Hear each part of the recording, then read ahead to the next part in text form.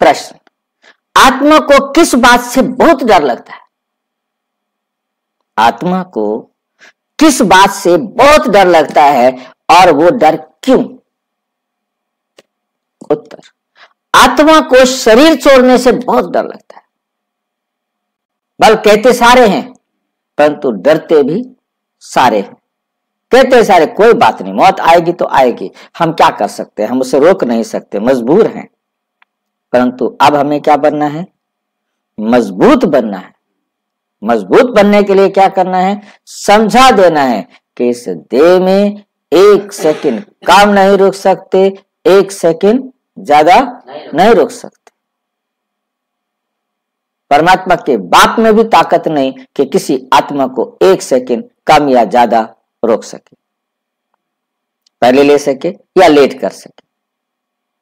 हर आत्मा को accurate drama अनुसार इधर से उधर जहां भी जाना है, जाना ही जाना है।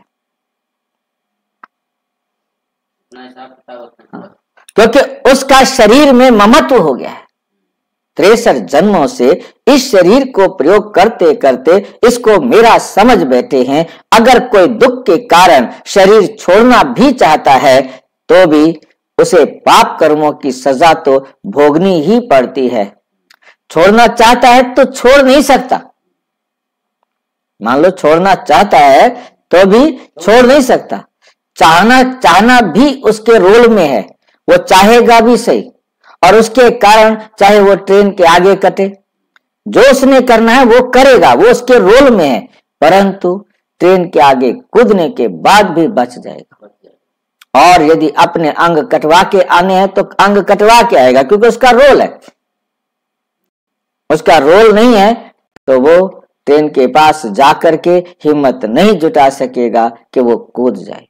कितनी हत्या करने के लिए कितने अटेम्प्ट करते हैं परंतु उनको मौत नहीं आई है, शरीर छोड़ने का समय नहीं आया, तब तक वो अटेम्प्ट करते रहते हैं।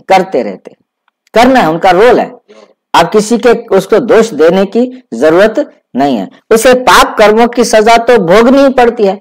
मान लो उसका किसी भी ड्रामा अनुसार उसने जो पाप कर्मों की सजा भोगनी थी और वो ड्रामा अनुसार ही उसने शरीर छोड़ दिया, आत्महत्या करके शरीर छोड़ दिया, और उसके जो कर्मों का हिसाब बाकी रह गया है वो अगला जन्म लेकर के भी उसे बराबर करेगा। कितने जन्म तक, तब तक हिसाब बराबर किए बिना वो अपने घर वापस जा नहीं सकता। क्योंकि ये नहीं है कि उसने इस जन्म में कोई पाप कर्म किए हैं और उस पाप कर्मों की सजा भोग ली और नहीं भोगी तो उसे भोगनी पड़ेगी।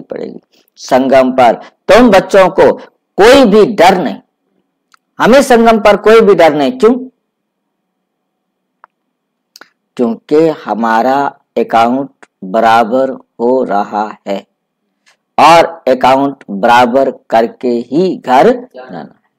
आखिरी भी हमारा कार्मिक अकाउंट होगा जिस आत्मा के साथ बराबर करके ही घर जाएंगे। तो हम पुराना शरीर छोड़ अपने बाप के पास जाएंगे। वो समय अब आ गया है, वो समय अब आ गया है।